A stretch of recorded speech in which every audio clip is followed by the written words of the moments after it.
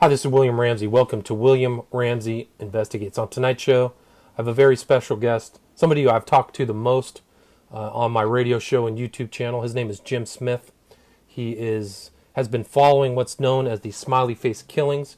He can be found online on Twitter. It's Drowning Victims. And Jim Smith is on Facebook, where he posts actively on these cases, is really following it closely. On tonight's show, Jim Smith and I are going to talk about recent cases that have happened since our last discussion in August. We're also going to talk about and discuss the audio podcast by the Post-Gazette in Pittsburgh. The title of it is Three Rivers, Two Mysteries by Michael Fuoco, and he covers two cases that I've followed, the case of Dakota James, and the other is Paul Kochu, another case that I took out of my documentary. By the way, my documentary is now available on Vimeo. You can just go under Smiley Face on Vimeo and find it and watch it. 3.5 hours. It's gotten really good response since I put it out 3 weeks ago. But Jim Smith and I are also going to kind of engage in an exercise where we discuss what we think are the 10 most important or interesting cases in this phenomenon of young men going out at night, disappearing, and then being found late in water. So we're going to just use that as an exercise to compare and contrast cases and give the listeners some insight into the way we think about these cases. So Jim Smith, are you there? I'm there, William. Thanks Awesome. for having me on. Awesome, man. Thanks for returning. I really appreciate it. These discussions we have all been just so great, and the fact that you're sharing this information that you have, I really appreciate that. You're a researcher on that documentary that I made, so I give you full appreciation of all the help that you've done in this kind of community. So thank you very much, and thanks for being on the show. So do you want to I think we should just get started by talking about some of the recent cases. We talked a little bit about them online. Since in the last couple months, there have been cases. One that was a very interesting case that fits the profile of this kind of phenomenon or MO was Robert Montgomery, which was in North UK, south of Scotland, in the Royal Quays Marina. He was an older guy, but he definitely fit the profile. Do you want to talk about Robert Montgomery? Yeah, just typical victim out drinking at a pub near the marina. Sadly disappeared and found in water like so many. Seems to be 'tis the season in the UK for some reason. Start to see a lot of cases this time of year, just like last year. Yeah, it's like this end of the year type is when it kind of heats up. Like it seemed like it slowed down for a few months, and then now there's a lot of cases popping up all over the world.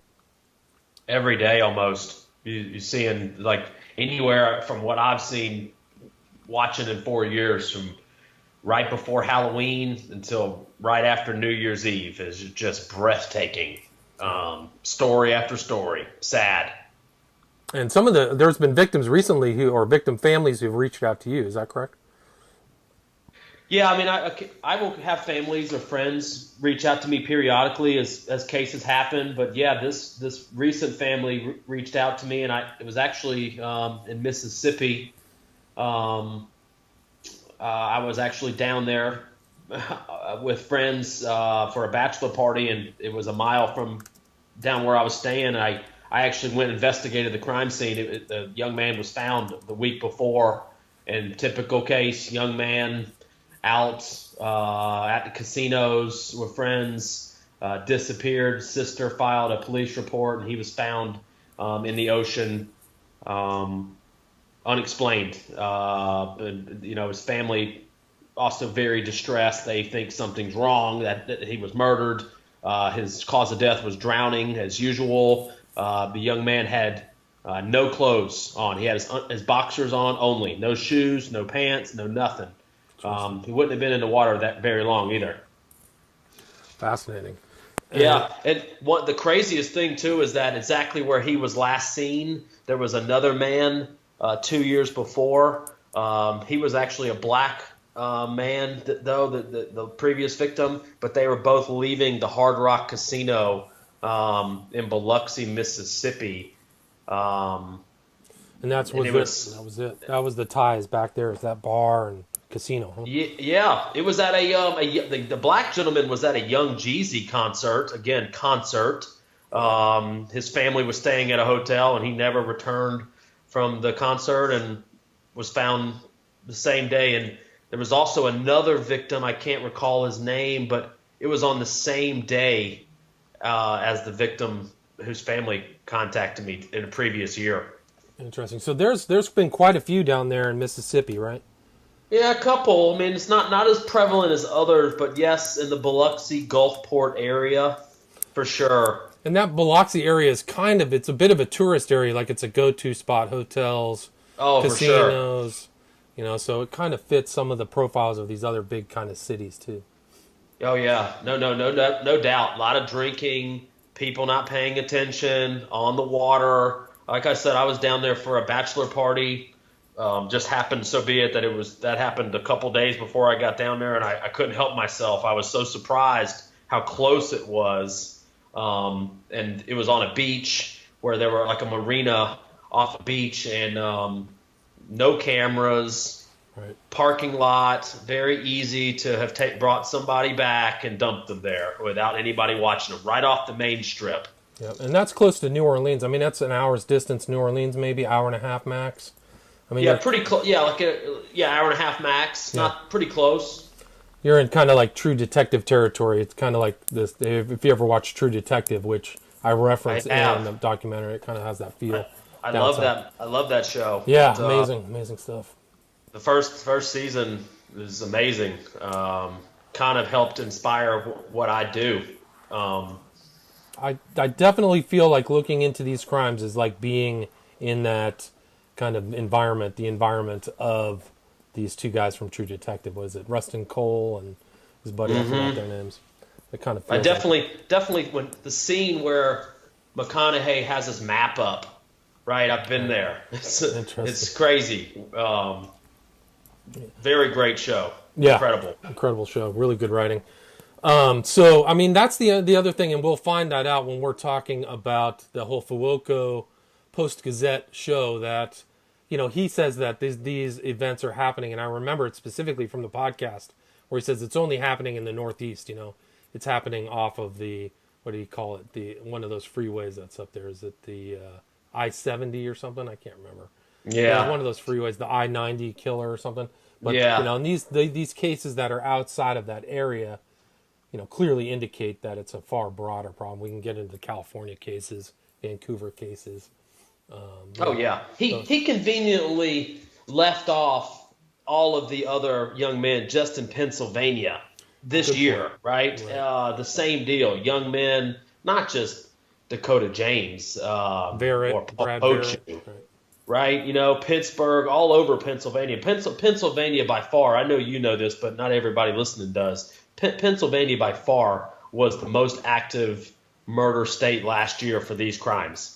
Dakota James was just one of many last year, and it continues. I mean, they have one of the baddest groups there, obviously, not just in Pittsburgh, and right. It's Philadelphia, pretty scary. Yeah. Philadelphia, Shane Montgomery, there's cases, Jimmy Slack, and they talked about it, how in the podcast, Fuoco said he wanted to include Jimmy Slack in their analysis, which I included in the documentary, but the family objected, and you and I guess you might primarily have had discussion with the Jimmy Slack relatives. Is that correct? Do you remember that? Yeah, I've talked to his mother. Yeah. I feel bad for her. She's conflicted and hurt like so many people, and I don't think she quite understands how big this is. Agreed. It's so hard for people to comprehend. That's why I thought your film, which I hope everybody watches, the more people who watch it, the better. It really puts it in easily digestible for people to comprehend what's going on. I mean, that's kind of, it was surprising for me when I underwent this kind of investigation. It's like, oh, another case. Oh my God, another one. Another state. Another person. Outside of the United States, outside the UK even. So, yeah, it's remarkable. And I felt like even getting done with 3.5 hours, there's a whole nother 3.5 hour documentary to talk about other cases. Because there's places in Vancouver. There were the recent cases in Oregon. There's guys like we've talked about, the 5 out of San Francisco whose bodies were never found. I didn't even cover Van Zant out of Los Angeles. He's never been found either. But he fit the same profile. Out at night. In Hermosa, that disappearance was something else because he's in such a crowded place. He's last seen with a group of people that nobody knew, right? And that's the scariest aspect of it.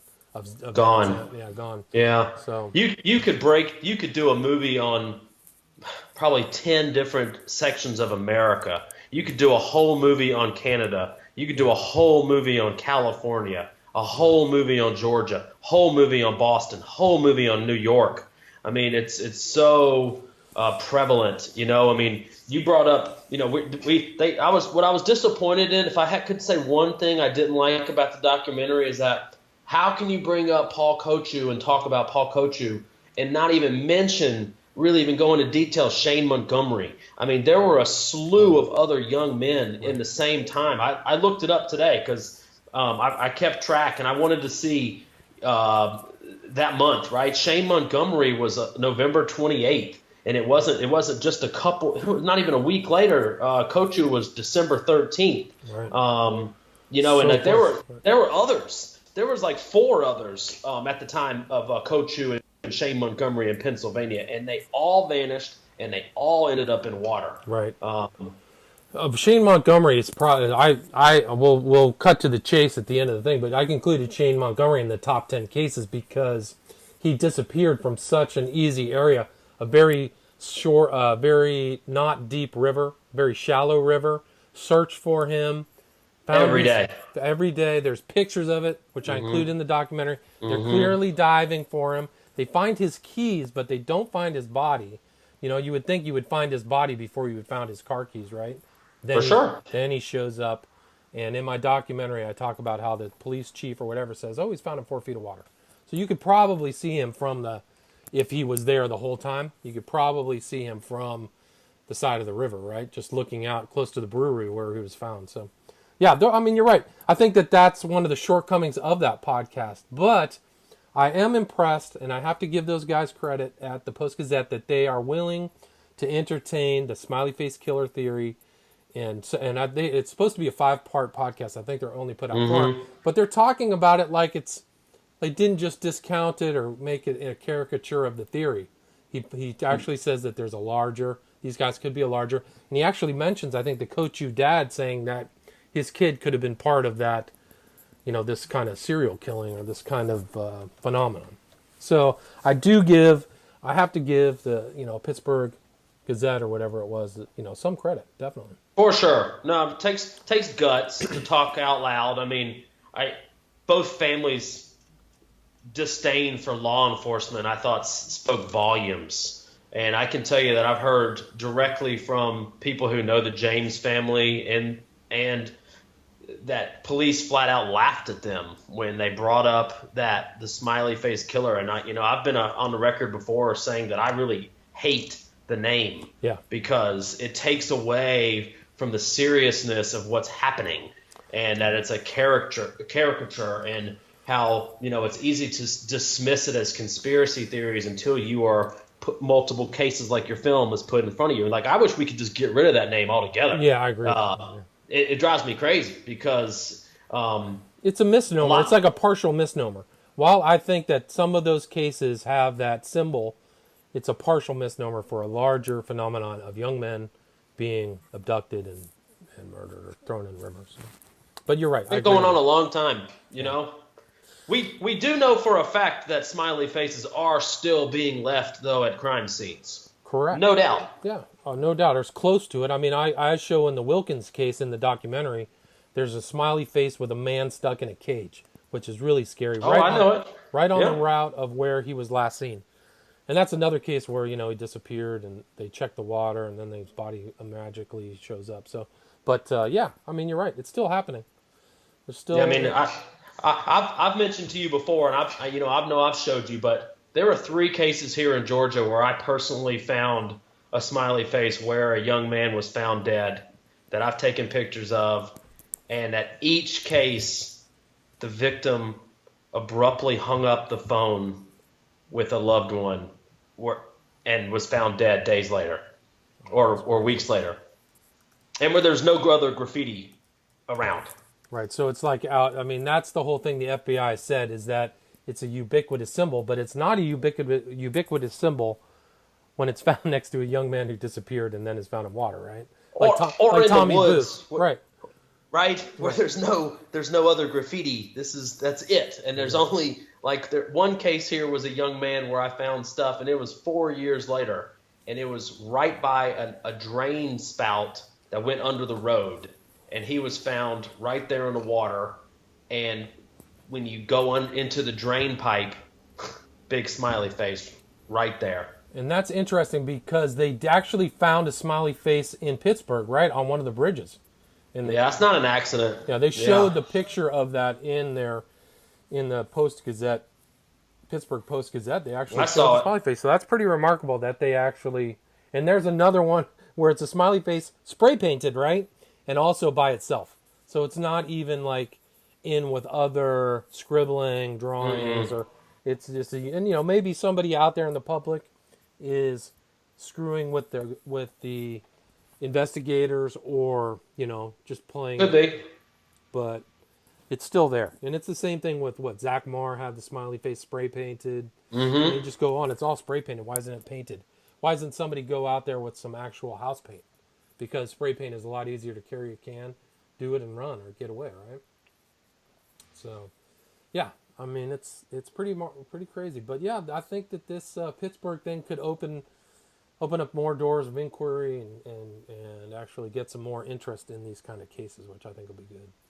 Yeah, the James family, I sure admire them because they've really pushed far back against law enforcement, the media, more so than anybody that I've seen. Couple like Jen Jenkins. There's been other people, family members, Vivian Smedley. Who is Joseph Smedley's sister. She is courageous and brave and has done as much as she can. But the James family, they've really, I hope their foundation can do something. It seems like they have put their politicians on defense, which I think is what is most needed, to really stop this, in my opinion. It's to get change through. If you force the police and the politicians to be accountable, the media and the story will tell itself. Excellent point. And I included in my documentary that guy, Stephen Port, who it wasn't the police who found him, it was the family. The literal activity of the family brought justice to those 4 young men who were dead. God only knows how many people Port killed in the UK, or whether he dumped other people, or how much he was in it. But, I mean, that case was incredible because of the police... incompetence, really. These all 4 people found in a church courtyard, and they never made a connection. So same as the James family and the Kochu family, right? I mean, flat out saying those in the Pittsburgh Gazette's podcast, inept, pathetic, and that's actually a larger theme, right? In all of these deaths, is that the police either don't do the inquiry. I mean, you talk about Zach Marr, Kelleher, and Hurley all end up in the Charles River in Boston, and the police don't make a connection between those 3, right? And they're all the same cases. Yeah. They're all walking around. And I showed that. That discounts the notion that these guys are all inebriated, because I have actual pictures of them walking around upright. I mean, so you can supposedly walk and then drown in like a pond. The Charles River is a pond. So why aren't the police saying that? And that's interesting, too, because... the chief of police in Boston came out and said that there's no serial killer, which is interesting for a couple reasons. One, why would he address that? Why would he feel the need to actually publicly make a statement? And 2, why does he discount so many other deaths like Sri Kumar and all those other ones that have happened in Boston? Joran, all these people. I mean, there's so many deaths. Boston, New York, Pennsylvania. It's just crazy. Eric Munsell in Boston. I don't remember Munsell. Which one was that? Oh, he was in Boston Harbor. He was from Georgia. Might have been pre-med.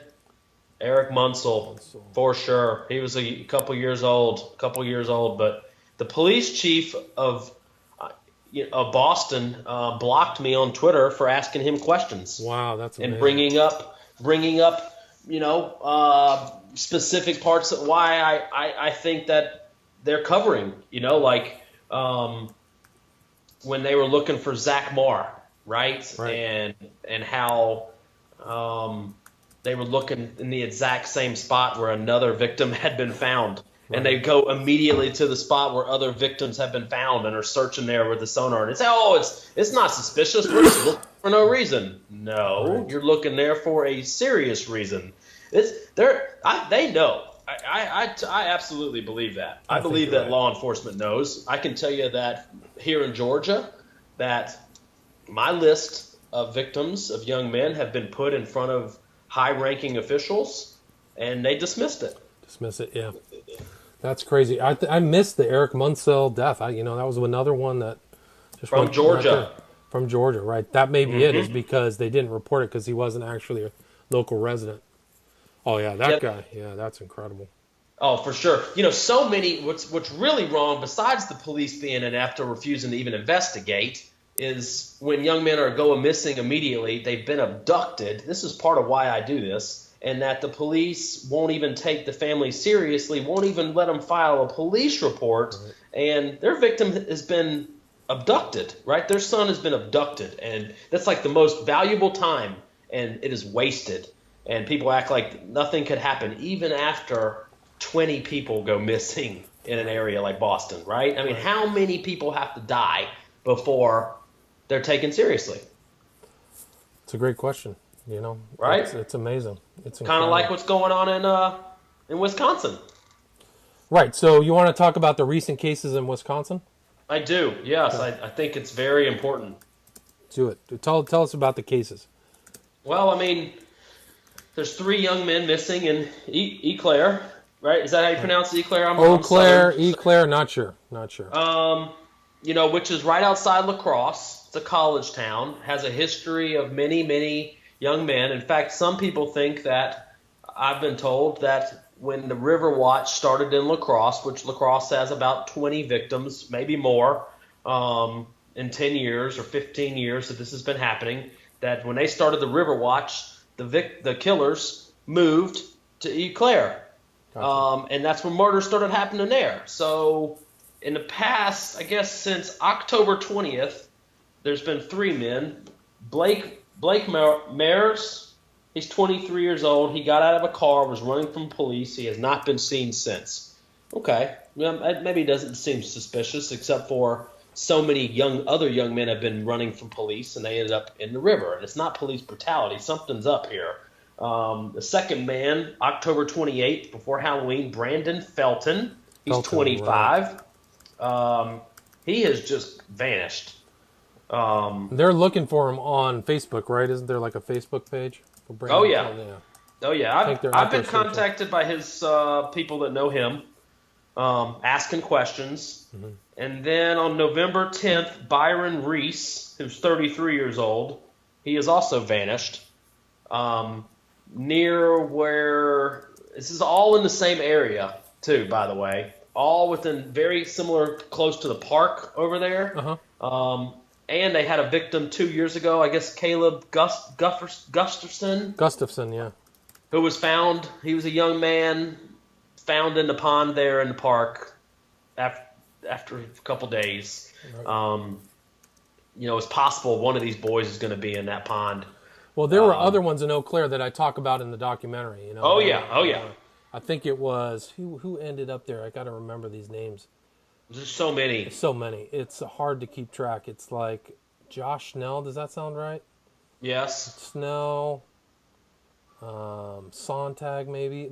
God, it's just incredible. Bobby Sontag. Does that sound right? Yeah. Mm-hmm. There were a bunch. Oh yeah. I'd have to open up the documentary to see where I put them in there. It's so many. Yeah. I hate to say it, but like my brain is getting. There's been so many. I have to actually go back and look that stuff up. Yeah. I'm way past 200 cases.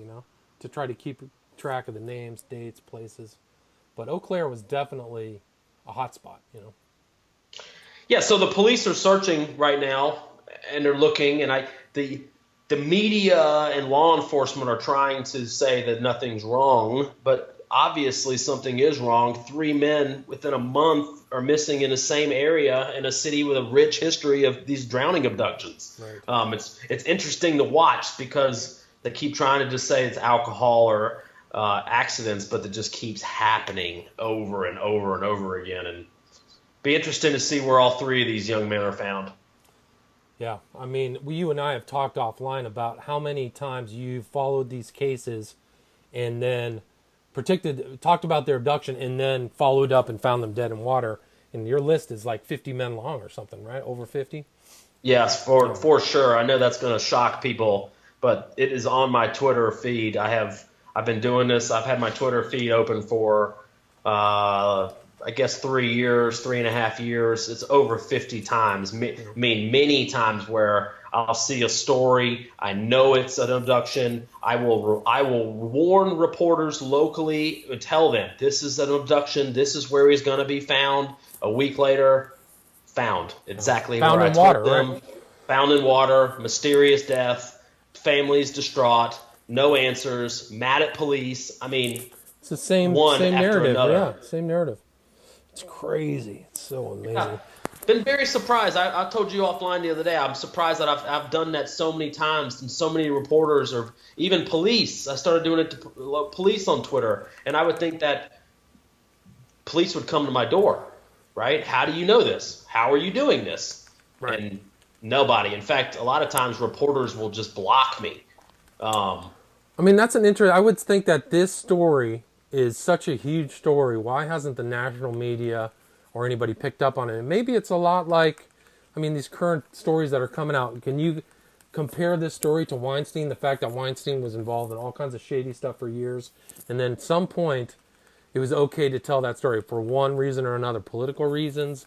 He wasn't touchable because he was a high Democratic, donor. So those people didn't, those people on the left perhaps didn't want to ruffle the feathers of somebody. So maybe there's a lot of other political issues associated with this case where people don't want to actually go in and investigate and say, hey, there's a problem here, because it's a huge story. You could get all kinds of awards. A journalist out there who's enterprising and is trained as a journalist could easily put this together and show that this is incredible. I totally agree. Yeah. Just here for Georgia, we're over 30 young men here in Georgia, found in water, mysteriously murdered. A lot of not just men. There were some women. There were older men, but my list is already bigger than the biggest serial killer in Georgia's history, right. Which was we're already past him. That was in the 80s, where a man was throwing African American black kids. Right, that was the Atlanta child killings, right? Yes, and we're way past that. Yeah. And I tell you, I've only got I've started to get the local media here finally to listen. Well, it's interesting that you brought that up, because I think there's kind of a correlation between that case and this case, is because they were throwing the bodies in water. The one guy who was a front man who got blamed for it, they were throwing bodies in water all the time to destroy evidence. And these kids were abducted too, right? So it's almost the same pattern.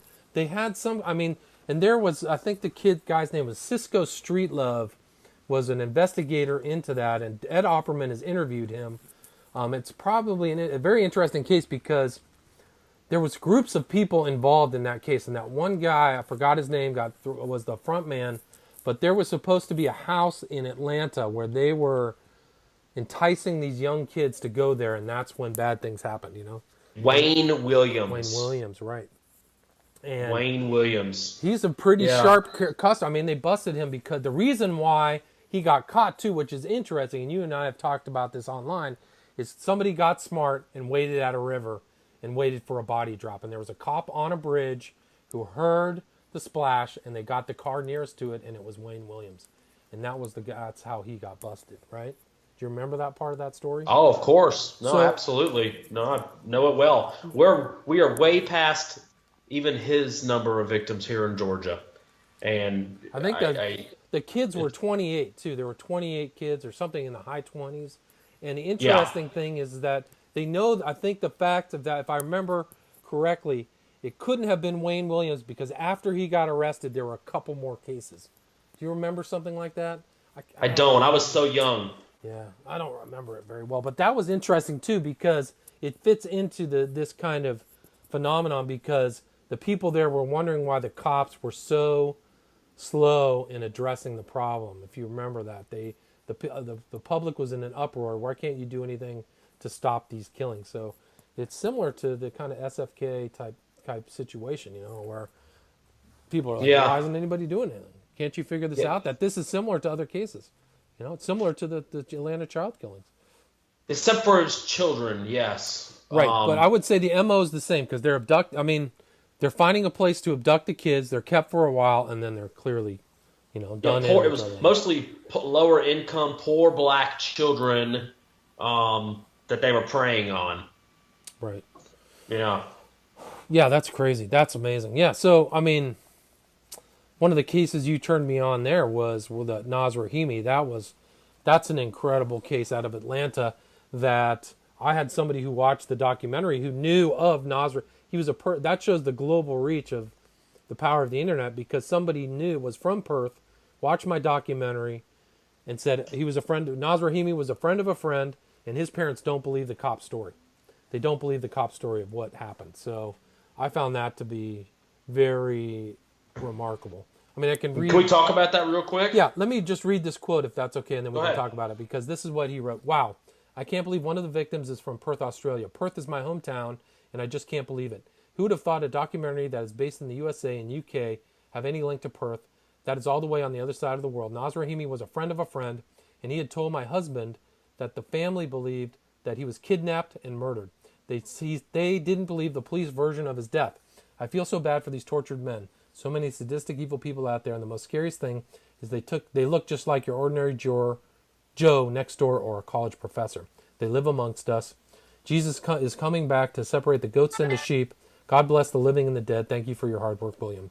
Your documentary is very insightful. So that was a pretty, so I'm grateful that somebody took the time to tell that story from the perspective of living in Perth. It's always amazing what you get back. Yeah. This type of stuff and the reaction you get. I mean, that's very interesting. The power of the internet. That's why I'm saying, like, you reach people that I can't reach, which is what makes how the films you make so valuable.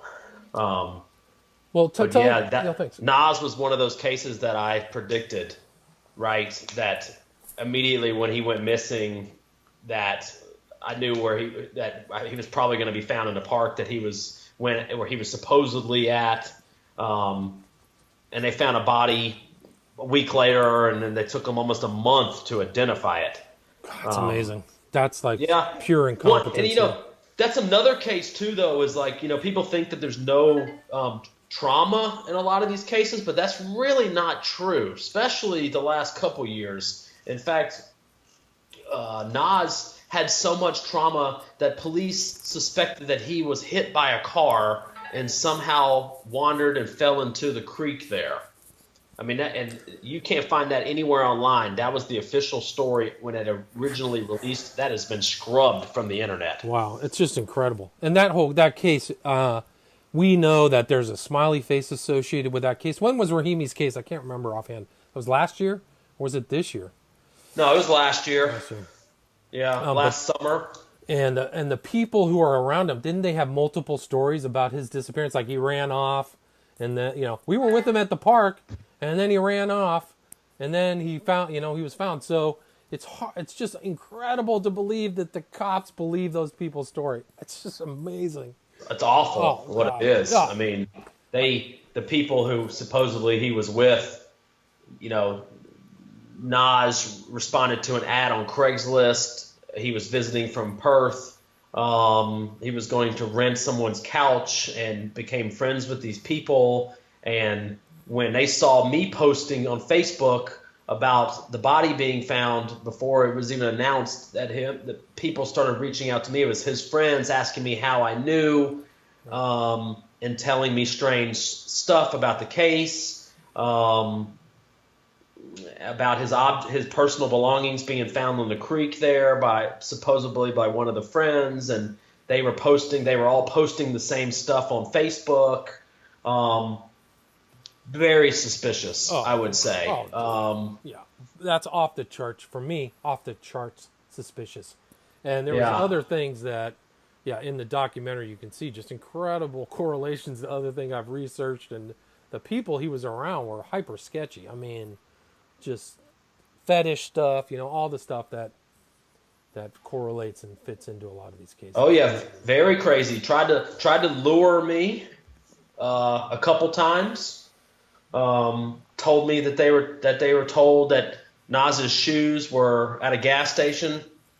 Told me some very crazy things. I'd rather not get into too deep, but I totally understand. pretty suspicious. I had similar experiences when I was researching the West Memphis 3 case. Come and meet me here. Come and do this, and I never took the bait. So be careful. Those people are wow. I mean, the cops. It's just unbelievable because it's not. I mean, you can do the research on the internet and see there's something wrong with this case. You don't have to be on site and go to the park where he was found, or just to see how sketchy and unbelievable it is. Now, if I remember something like the story his friends told is that he dropped LSD and disappeared. Yes. Isn't there something like that? So Yep. there's another drugging aspect to that story. Wasn't he in, like, he was found at, not the Chattahoochee, it was some kind of park, right? In North. No, it was Riverside Park in Atlanta, Yeah. off north, and it had a small creek that runs through the property. And he was found. They searched that property multiple times and never found him until like a week later. And it was only after his friends started posting on Facebook that they thought their friend was injured and that he was in the park and that he needed help. And that those are the same people who gave him supposedly LSD, Right. and were posting the same story. And those same people acted like heroes when he was found, and pretty suspicious, I would say.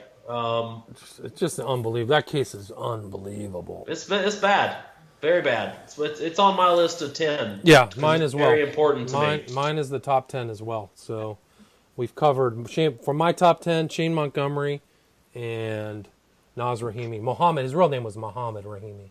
But, Yeah, Naz Muhammad. Yeah. Naz Muhammad. So those are that. We are at almost the 40-minute mark of recording, so Okay. we can probably go another 10, 15 minutes. Do you want to kind Sure. of start talking about our most important cases? Yeah, you go I would with, love to. start with one, go and I'll first. see if I agree with that. You want me to go first, or you go first? Yeah. Okay, I'll go first. I'll read my 10. No, you just read one at a time, and then I'll Okay. read one, and you read one, I'll read one, you read one. Deal. Case number 1 for me. I tried to pick, when you asked me to do this, I tried to pick 10 cases that maybe necessarily people don't know everything about. Okay. That maybe they're suspicious, that aren't the ones that have gotten all the media attention, like Chris Jenkins, or right. There's so many that I could talk about like that, but these are the last couple years. For me, number 1 is Michael Philbin. Michael Philbin, that I don't even know. Talk Yeah, about that Michael was Philbin. you do.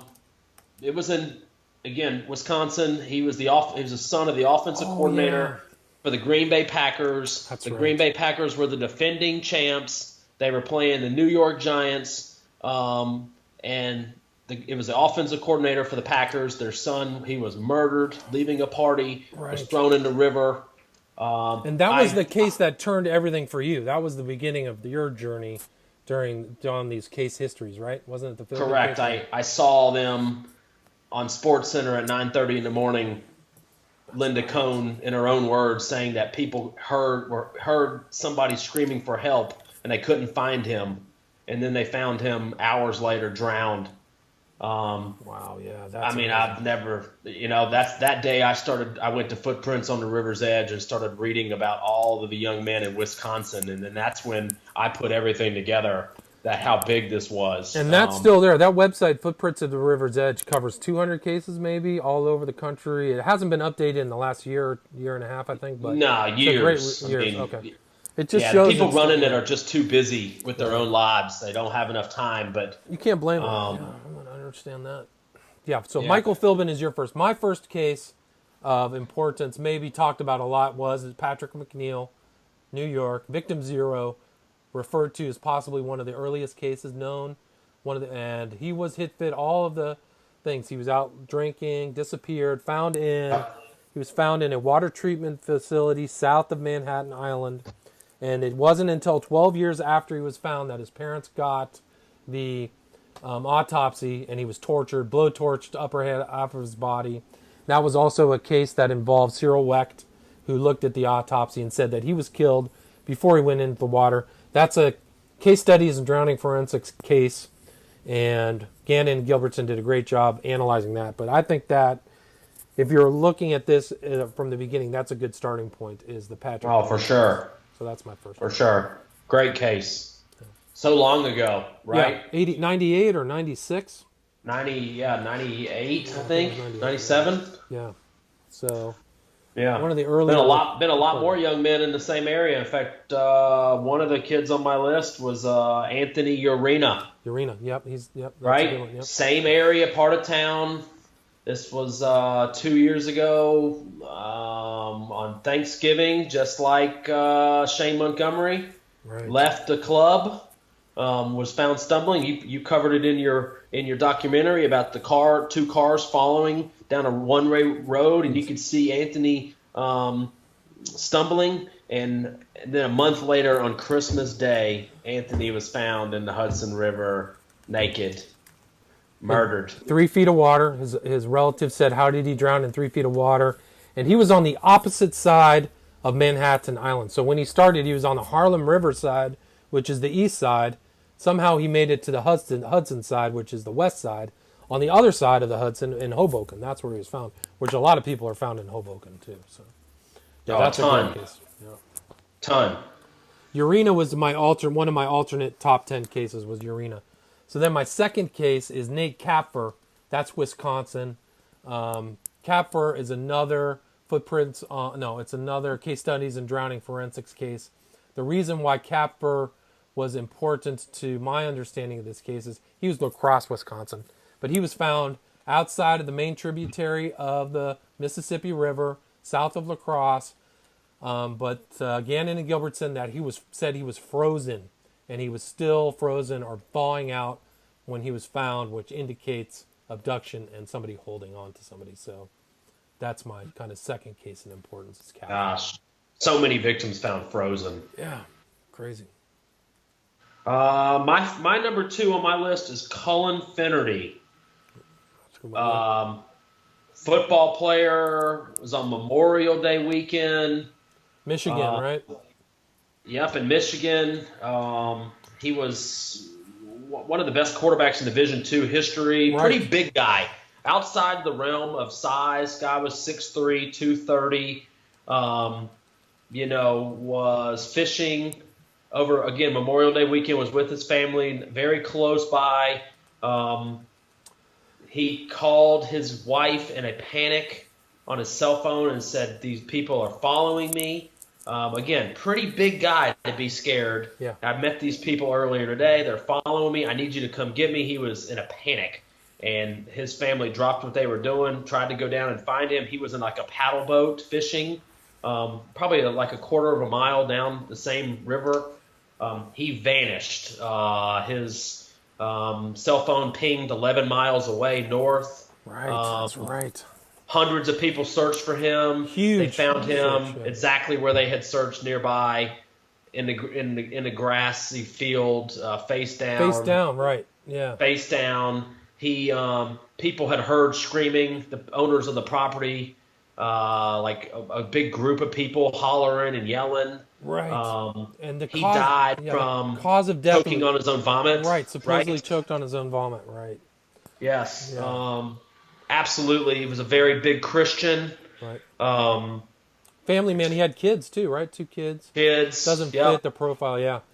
That was one case I covered just because of you told me about Finnerty. But yeah, that was amazing. And now he was featured on ESPN. Huge talks about his life and how strange the death was. There are people who knew him and they're like, this doesn't comport with anything.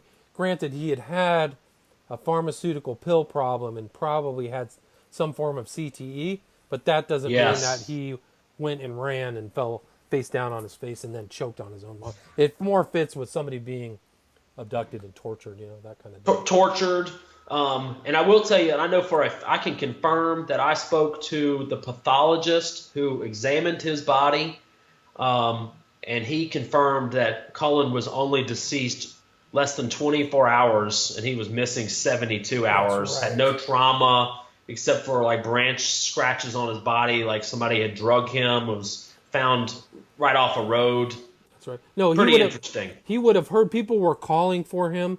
So if he was alive, he would have heard them in that area, if I remember, because he was only like a mile away from where he was last seen, if my memory serves me correct. And Abducted by boat. Yeah, so that was, and that's not the first time, because we're going to go into this case, which happened very close to Finnerty, which is my number 3 case, which is Todd Geib, which is a very interesting case. That's very close to where Finnerty disappeared in West, probably 30 minutes by car, 40 minutes from where Finnerty disappeared in close to Grand Rapids. But the case of Geib was also another case in Case Studies in Drowning Forensics, and it's another interesting case of guy disappears. He is at a party, he's walking around, then he's found in water with possibly a boat. People investigated said that he was dumped. If I remember, he was upright in a lake, and the family saw really suspicious stuff was happening, and then a smiley face symbol was left on his tomb grave 3 years after he died. And so that, to me, was another important or interesting case in this line of cases. Awful state. Yeah. You know? Yeah. Awful state. There's another. There was other ones around there too. There was another in Livonia. Oh, many. Many. There are these murders on campuses at Michigan State. Yep. I mean, there was a 16 or 17-year-old kid who I can't even remember his name, but it's been a couple years, and he was visiting that college for the weekend, and he vanished, and they found him in a pond on campus. I mean, there are lots. Yeah. No, that sounds very, very familiar. So what's your next case? My case number 3 is Kelly Nash. I don't here remember. In Georgia. Talk about that case. Athlete, right? Again, probably abducted by boat on Lake Lanier. Other cases, I know that I spoke to the woman, a lady whose dog finds a lot of these people here in Georgia. Spoke to her in person 2 or 3 years ago after this happened, and Nash stopped at a boat dock where he supposedly had walked. Her dog followed the scent all the way to the boat dock, and then a month later, that's where he was found. And he disappeared, according to Unsolved Mysteries on Reddit, disappeared January 5th, 2015 from Buford, Georgia. So it's a recent case. Oh, yeah. It's a pretty important case to me. That January, there were other young men who disappeared at the same time. That's within days of each other, who have never been found. Kelly was a high school basketball athlete, loved by many. Mysterious death.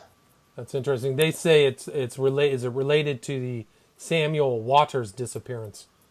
So maybe the police say not, but they live next door to each other and they did know each other.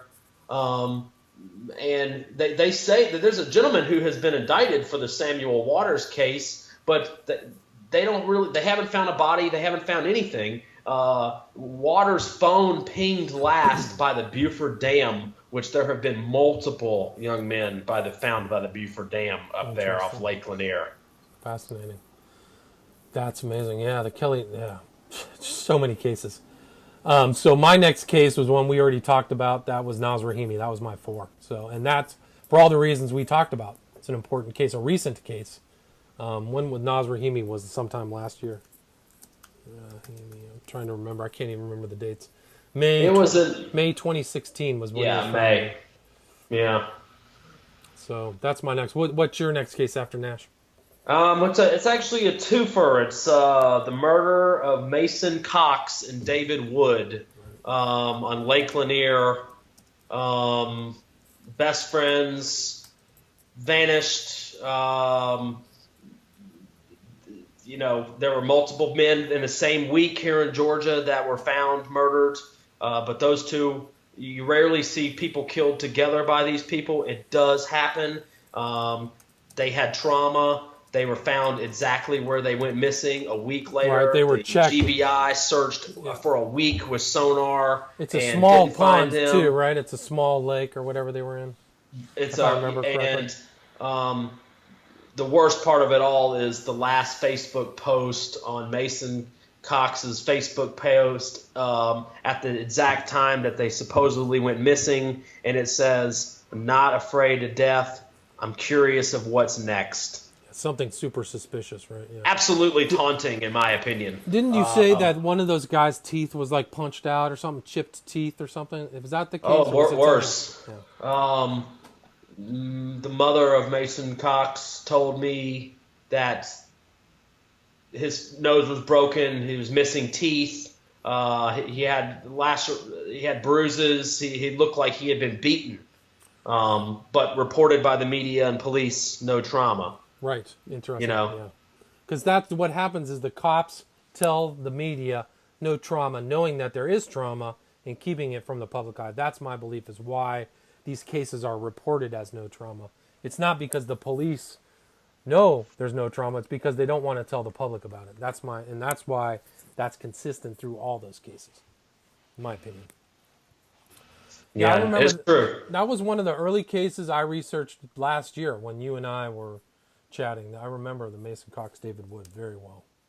It's very important to me. Again, that was in January. That was the year before Kelly Nash, and it was just like Nash in January. And there were four. It was Mason Cox, David Wood, a guy named Cody Bonet, who was found in a creek behind a middle school. I went there. That's not on my list, but again, the same week, and then there was another young man who was found. He had been a victim of a fall, and he was leaving a bar on New Year's Eve, vanished, had tons of trauma. I've been there. He did not fall from where he was found. Interesting. Yeah, 4 in 1 week. It's incredible. So my number 5 was Dakota James. We've already kind of talked about Dakota James. Disappeared downtown Pittsburgh, found 40 days later. I've got information from people who, know about him that he was his body was not decomposed. Somebody told me that they looked like his body looked like he had been put in the river that morning.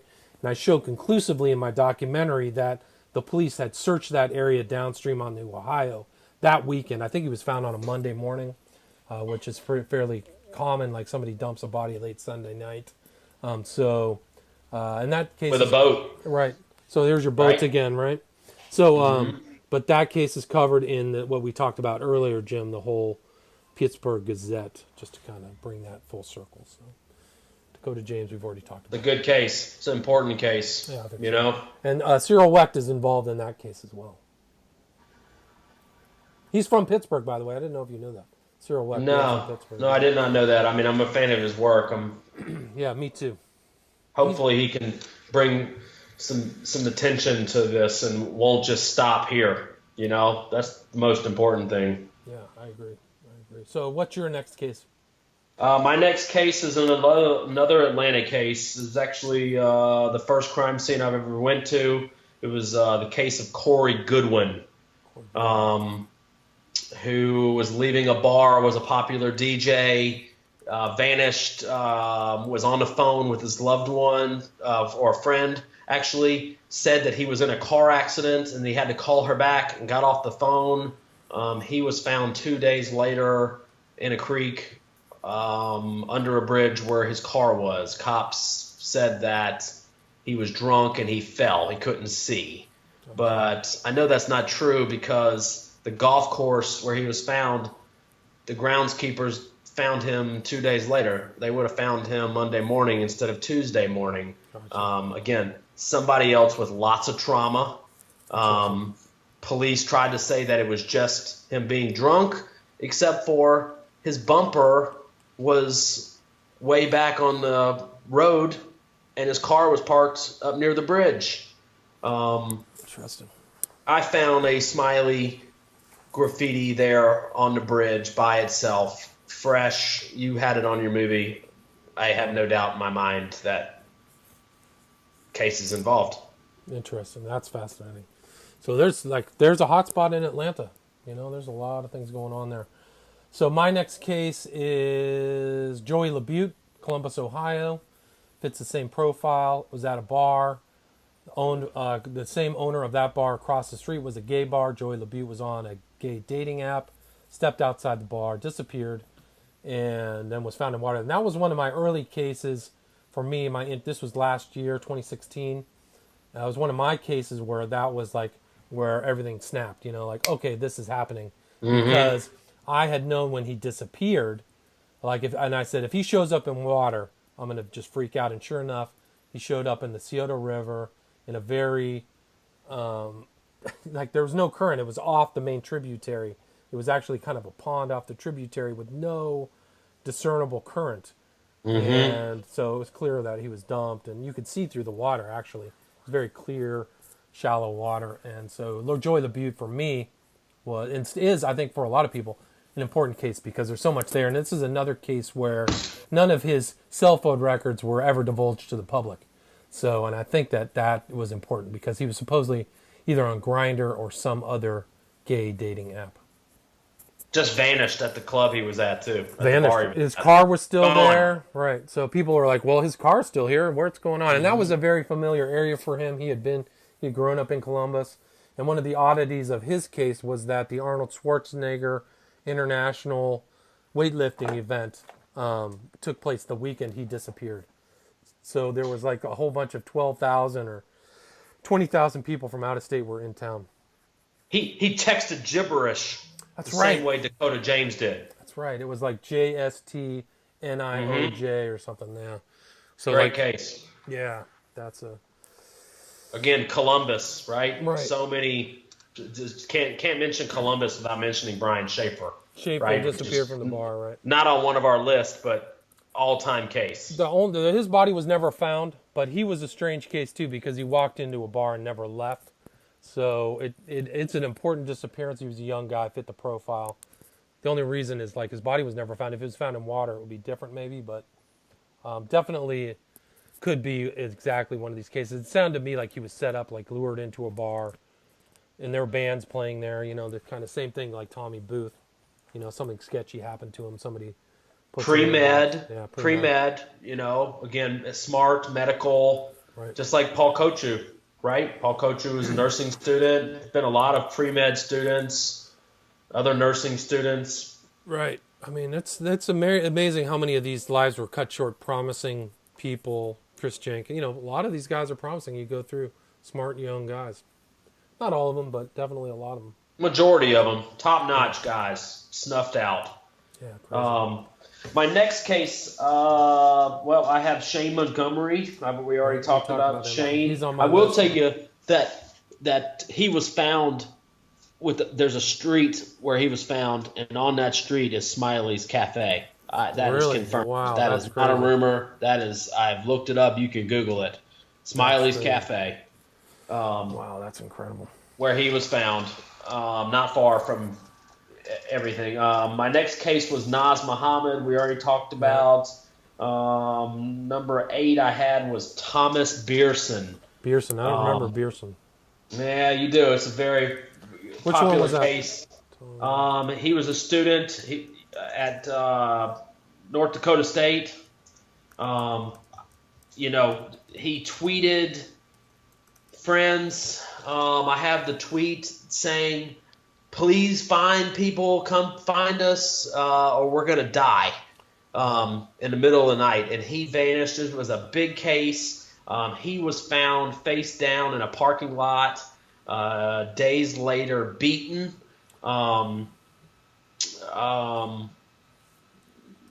It was right next to the river. The FBI was all over that. It was at North Dakota State University in Fargo. There's been other cases there. He was, I believe, a baseball player, I guess, baseball player or basketball player. I forget. It's been so long, but definitely a victim. Leaving a party, vanished again. Not the last person we've seen beaten either. Unsolved. Totally. I still have the tweet. It's on my Facebook page. It's on my Twitter page. That his last tweet to one of his friends begging for help. Wow, crazy. That's amazing. So there's Fargo. That's not actually that far from some of those other cases, North Dakota. The other North Dakota cases. Far was that? There was a kid on this anniversary 2 years before there. A fraternity kid vanished. Same thing. Found in a river though. That's crazy. what's that case? So Fargo is on the state border of North Dakota, but it's up to 94 from Minneapolis, college town. So there's been cases in St. Cloud. There was a case there that's about 100 miles away. Been a ton in St. Cloud. St. Cloud, right. So that was, didn't they trace the dog? Jenkins family traced the dog, the scent of Jenkins, to St. John's University. I think I covered that in my documentary. But yeah, that's Pearson. Yeah, Pearson fits it. Amazing. So I have, what are we on? Kelleher. I think I have Kelleher. That's an important case out of Boston. He was leaving, he was leaving the TD Arena, walking, was at a park, crossed the river, was able to cross the river, called an Uber 3 times from Paul Revere, disappears, his phone is pinged south of where he was, then his body is found exactly where Hurley and Marr found. So Kelleher, for me, was an important case out of Boston. Me too.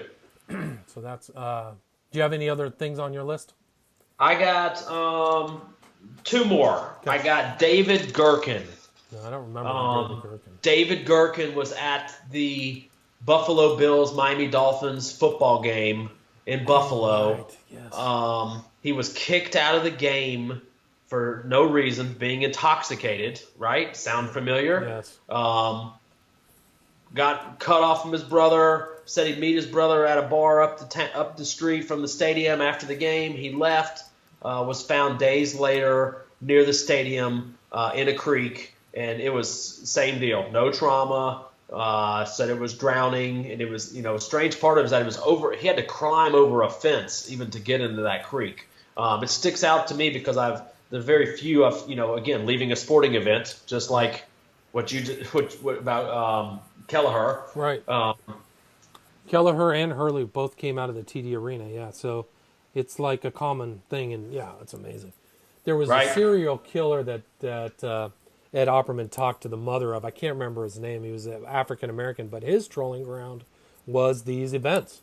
He abducted a woman out of some like Metallica concert, and even Metallica did a public service announcement to find this girl. I can't remember her name, but that's what he would do: is find people. Hey, drunk people, you need a ride? You want going somewhere? Blah blah blah. That was his thing. But his preferred choice was women, so it was an interesting case. David Gherkin. Yeah, I remember researching Gherkin definitely. Pretty scary. Last person on my list was Max Mazzell.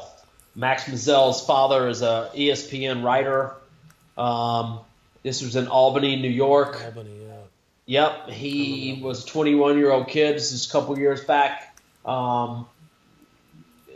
Vanished, and he was found in Lake Ontario. Max Mazzell. His dad's a big writer for ESPN. Again, famous people, though. Yeah, interesting. So, you can tell that it could be anybody. And it could be something like Silence of the Lambs is one of these people that gets abducted is really a child of a very famous person, and things change, If you remember Silence of the Lamb, the senator's daughter gets abducted. Of course. My other 2 are Arvind Sharma out of Washington, D.C., young guy, actually a very, off person, somebody who is Nepalese, is out with his brother, South D.C., a place that is a gay bar or a bar that also is attached to an S&M club. Yep. Disappears, missing for 10 days or something, found upriver. He's found up the Anacostia River. He shouldn't have been found there if he walked out from where that bar was in South D.C. And brother says, my brother was killed. The brother of Arvind Sharma, my brother was, and I have it in the documentary. He must have seen something, or somebody put something in his drink. So that for me was an important case. A young guy, tragic. And then my 10th is Franco Garcia, another one outside of Boston. A young guy disappeared. There's a picture of him in my documentary and a picture of her surveillance where he was last seen, upright, walking home, disappears. They check the local reservoir, very clear water, the standard story. Check. Huge search. Then he's found right off of and you can see in my documentary exactly where he was found, which is about 8 feet away from the edge in open water. He's discovered by people walking by that, he wasn't there before. So, Franco Garcia. That was great. There was a smiley face found near there by a reporter in Chicago. I can't remember his name. Chuck Gowdy? No, maybe. Let's make that up. Anyway, they did a story about that, and they found the smiley face themselves, and he's done a couple things. But yeah, absolutely. That reservoir was searched multiple times for Garcia too. Right. I mean, like there were multiple searches, and the interesting thing about that one case is that I came across a video of the mother saying during the search, like, we think he's alive. God is telling me my son is alive. These are like immigrants from, I think he was from Chile or something like that. My son is alive, I think, which is really was heartrending because he probably was right. She was right. Yeah. Yeah, it was Chuck Gowdy. Chuck Gowdy. In Chicago, longtime reporter in Chicago, went around and was looking after Franco was found, and they found a smiley face in the park. I'll have to look on a tree. Yeah, so those were my top 10 cases. I have some other ones in there: Scott Bake Radel, William Hurley, Deacon Wilkins, Lewis Ball, Alex Todd Weller, Chris Jenkins, Urena, which we talked about, Hurt out of Rhode Island, tortured, dumped in the river, smiley face, Casper Blackburn, recent case out of England, found in a canal that had already been searched that was like standing up water. Zach Marr, we talked about, and Tommy Booth, same thing, found behind a bar. And Bruno. Yeah, I'm Bruno. That's Flint, Michigan. I mean, there's just so many cases. But I think those top 10 cases, if people want to get started, at least for you and me, your cases are totally different than, well, you have like 5 or 6 cases different than mine. But it's remarkable because you're seeing it from a completely different angle than me. 3 hour, you're in Atlanta, I'm in Los Angeles. So you've seen all these cases and watched them for the last 3 years. It's incredible. It's about 4 years. I mean, I started watching this. I think what my information shows, when you keep up with the way I do it, you start to see things, right? And you see areas or places where the bodies keep being found, right? Like where you are in Los Angeles. To me, it's like Northern Cal and Southern Cal. Right. By San Francisco, there's been many more than just the California 5. Right, there was one this year, right? The guy fell in San Leandro. He was like an Asian kid or whatever, disappeared, found in the bay, right? YouTube star. Yeah, that's right. Yeah, I can't remember his name. Oh, there's so many. Yeah, it's sad. It's sad. I feel bad. I can't even remember the kid's name. But yes, there's been so many. He looks like the California 5, handsome, right? Not a Caucasian male. Seattle with, Columbus, we just mentioned. That's a hot area. Right. Panama City, Florida. There were 2 victims last month. Panama City, Florida. And there's been others there over time too in that area. That panhandle. There's been like 8 in the last couple years. Rennie Joseph, never been found. Cameron Smith, right. There was a kid where these last 2 victims were found. I went and investigated the same beach 2 years prior for another young man who was found drowned there, and it just so happens it was the same beach, and there were 2 bodies within a week. Where else? Albany, New York. College towns, right? Just like, yeah. I mean. We were talking about Biloxi. We talked about San Antonio, Houston. Right. Gosh, where are some other hot areas? Minneapolis, St. Cloud, Vancouver, Oregon, Portland, British Columbia, right. Toronto. They had Winnipeg. One kid in British Columbia that just disappeared on Vancouver Island or whatever, Victoria Island. He's still missing. Jordan Halling, right. Jordan Halling, 17 years old, just disappeared in the last month. Walking home from his friend's house, 2 in the morning. He is gone. Vanished. Yeah. Perfect. I was trying to think. So Kansas City. It's just happening all over, really. Right? Yeah, but you can see like what I do when you start to add up everything. You can see some places are much worse than others, right? Some states you don't see any. Like I heard you in a recent interview, and you were talking about one state that I rarely have ever seen is West Virginia. West Virginia, Kentucky, or Tennessee, Alaska. Right? Alaska, true. Or Hawaii. Nothing, right? You just don't see very, very many in there. You would think it would be the highest density in proportion would be Hawaii, considering how much water there is, right? Never seen one ever. Right. Why aren't the young men drowning there? That's amazing. It's an American thing, I guess. So we're at about 70 minutes, 70 recorded minutes. So anything else you'd like to add or, promote or talk to people where they can find your material, Twitter, Facebook, etc.? No, I'll be quick.